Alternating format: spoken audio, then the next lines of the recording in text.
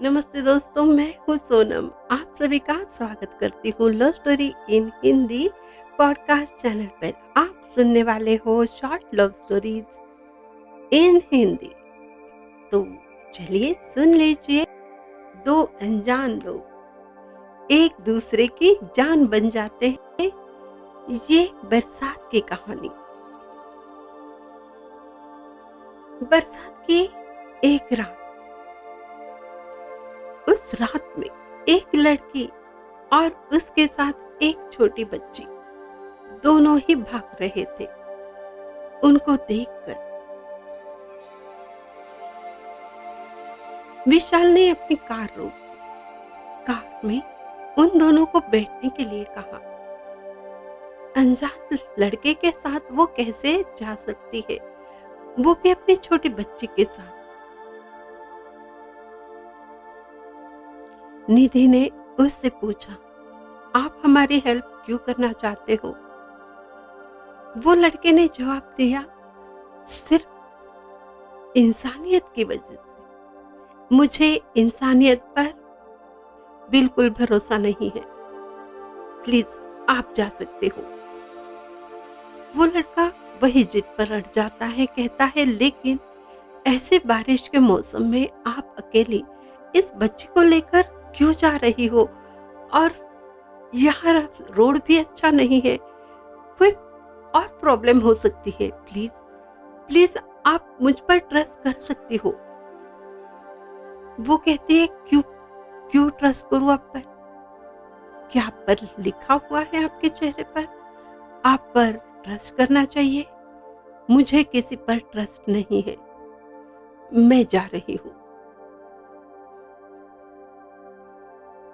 और वो bus stop के पास ही रुक जाती है। वो लड़का भी कार को रोककर वहीं पर थम जाता है। वो सोचने लगता है, इसे कैसे मनाऊं?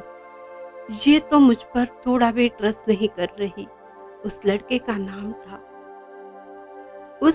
नाम था सिद्धार्थ। वो एक अच्छे घराने से था और उसमें वो सारे गुण थे जो एक संस्कारी लड़के में होने चाहिए। और यही वजह थी कि वो वहां रुककर उस लड़की निधि को कोई तकलीफ ना दे, इसलिए उसकी निगरानी कर रहा था। लेकिन यहाँ पर निधि उसे गलत ही समझ रही थी। वो अभी भी उसे अपनी ओर घूरते हुए देखकर बहुत परेशान हो जाती है। उसे समझ नहीं आता अब क्या करे। ये तो लड़का मेरे पीछे ही पड़ गया। मैं कहाँ जाऊं इतनी बारिश में, और वो भी इस लड़की के साथ। मन में भगवान की प्रार्थना करने लगती है, हे भगवान, तुम ही मेरी सहायता कर, किसी को तो भेज दे। मैं क्या करूं? उसकी आंखें छलक जाती है। वैसे इतने सारे प्रॉब्लम थे कि आंसू आने ही बंद हो गए थे उसके। लेकिन अभी हालात ऐसे थे कि उसको कुछ समझ नहीं आता कि वो करे तो क्या करे। रोड पर चले जाए और जाए तो कहाँ जाए? इस लड़के पर ट्रस्ट करे, वो भी कैसे? वो वही रुक जाती है और वो लड़का वही उसकी निगरानी करते हुए वहीं पर रुक जाता है। तभी सिद्धार्थ को कॉल आता है, उसकी मम्मी का कॉल आता है। सिद्धार्थ, क्या हो गया? तुम अभी तक डिनर के लिए नहीं आए हो? कहाँ पर हो तुम? वो कहता है, मम्मा, मैं मैं तुम्हें सब कुछ बताता हूँ। प्लीज क्या आप यहाँ पर आ सकती हो? हाँ बेटा, क्यों नहीं। और वो एड्रेस सेंड कर देता है। उसके मम्मी पापा दोनों भी वहां पर आ जाते हैं और कार वहीं पर रुकते हैं। वो गाड़ी में सब कुछ उस लड़के के बारे में बता देता है। मम्मी पापा भी परेशान हो जाते हैं। ये ऐसी सुनसान जगह पर वो लड़की पागल जैसी क्यों खड़ी है?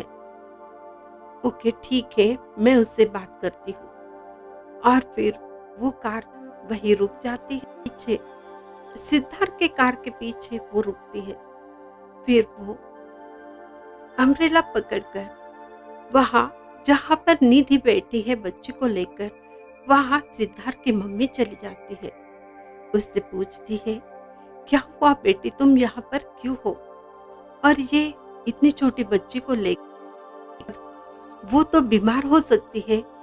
क्या हुआ है, चलो मेरे साथ। और हाँ, तुम्हें घबराने की कोई जरूरत नहीं है।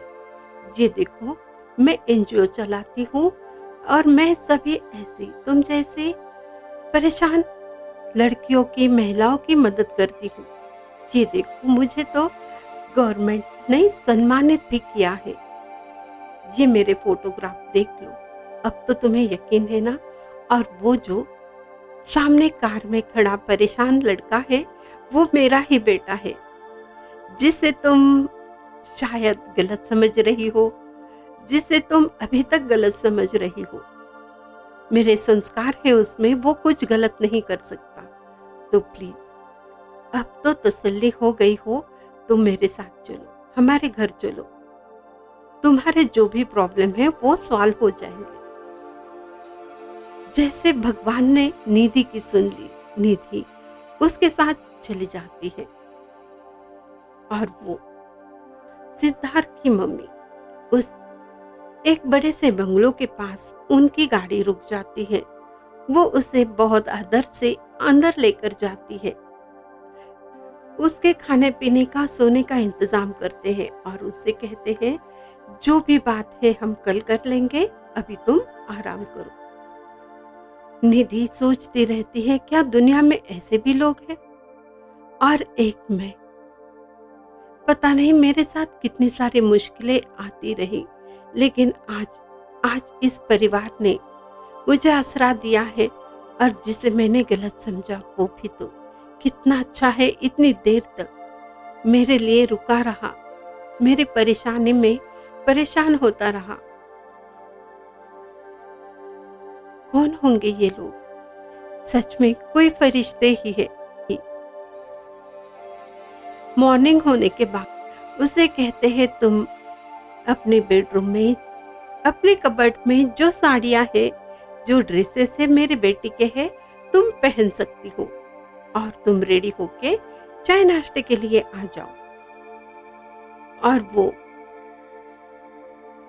एक रेड कलर का सूट पहनकर उस छोटे बच्चे को लेकर नीचे आ जाती है, जहाँ डाइनिंग टेबल पर सब उसका इंतजार करते हैं। ये सबसे पहले सबको आंखों में आंसू लिए सबका धन्यवाद करती है और कहती है, मैं अपने चाची के साथ रहती थी, लेकिन उन्होंने मेरी शादी एक ऐसे इंसान के साथ करना चाहे जो मैं पसंद नहीं करती थी। और वो इंसान जिससे शादी करनी थी, उसकी पहले ही शादी हो चुकी थी। मैं उससे कैसे शादी कर सकती थी? और ये बच्ची मेरी सिस्टर की, कजिन सिस्टर की बच्ची है। इस बच्ची के माँ बाप नहीं रहे, मेरी कजिन ने इसे संभालने की जिम्मेदारी मुझे सौंपी है, तो मैं इसे छोड़कर कैसे आ सकती थी? इसलिए मैं अपनी जान बचाते हुए, इसकी जान बचाते हुए घर से बाहर निकली। मैं उस शादीशुदा और शराबी इंसान से शादी नहीं कर सकती। मेरी आप कहीं दूसरी जगह व्यवस्था कर दीजिए, मैं आप पर बोझ नहीं बनना चाहती। तब सिद्धार्थ की माँ कहती है, कुछ दिन रुक जाओ, मैं कुछ बंदोबस्त कर लेती हूँ, लेकिन इसे भी तुम अपना ही घर समझो, माँ ही समझो मुझे। और फिर वो वहाँ रहती है। 8-10 दिन हो जाते हैं। बार बार उसकी नजर सिद्धार्थ से टकराती है और सिद्धार्थ उसकी मासूमियत भरी खूबसूरती का दीवाना हो जाता है। क्या कोई इतनी अच्छी लड़की के साथ इतना बुरा व्यवहार कैसे कर सकता है, जो अपने कजिन की बेटी के लिए इतना प्यार न्योछावर कर रही है। और इसकी जिंदगी में कितने सारे प्रॉब्लम, इसके मम्मी पापा भी नहीं है, इसके कोई रिलेटिव भी नहीं है, फिर भी ये लड़की, कितने संस्कार है इसमें। उसकी मोहब्बत भरी नजर से निधि भी खुद को नहीं बचा पाती, वो भी धीरे धीरे समझने लगती है। और एक दिन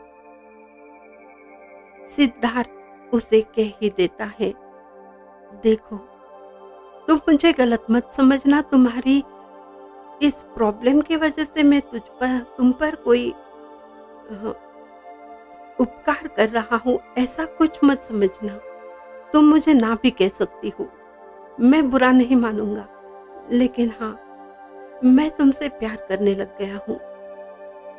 मैं तुमसे शादी करना चाहता हूँ और इस बच्ची को भी अपनाना चाहता हूँ, इसका डैडी बनना चाहता हूँ।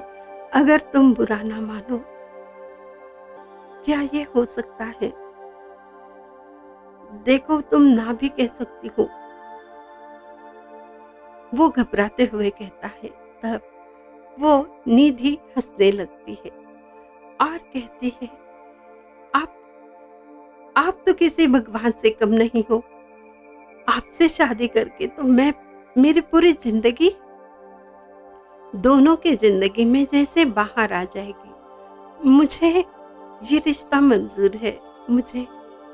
मुझे भी तो आपसे प्यार हुआ, उसी दिन से हुआ जब मैंने देखा आप मेरे लिए इतने परेशान होकर उस बारिश में रुके थे। बस दिमाग से बात कर रही थी मैं, दिल से सोचा नहीं था। मुझे माफ कर दीजिए, मैंने उस दिन आपको थोड़ा गलत समझ लिया। सिद्धार्थ कहता है, ये माफी वाफी छोड़ दो, अब सच में मुझसे प्यार करती हो ना? नजरें झुकाकर हाँ कहती है और धीरे से कहती है, आई लव यू सिद्धार्थ। और फिर दो अनजान लोग एक दूसरे की जान बन जाते हैं, उनकी शादी हो जाती है। तो दोस्तों, आपको ये स्टोरी कैसी लगी हमें ज़रूर बताना। और हाँ, चैनल को सब्सक्राइब करना बिल्कुल नहीं भूलना। कमेंट्स कीजिए, लाइक भी कीजिए और शेयर भी कीजिए। और स्पॉटिफाई जैसे चैनलों पर हमें फॉलो कीजिए, कमेंट्स कीजिए, भूलिएगा नहीं, शेयर भी कीजिए। अगली स्टोरी सुनाने के लिए हम तो फिर आएंगे। तब तक आप थोड़ा सा इंतजार कीजिए और प्रेम रंग में रंगते रहिए। ऐसे ही प्यार भरी स्टोरियों को सुनते सुनते प्यार के रंगों में खो जाइए।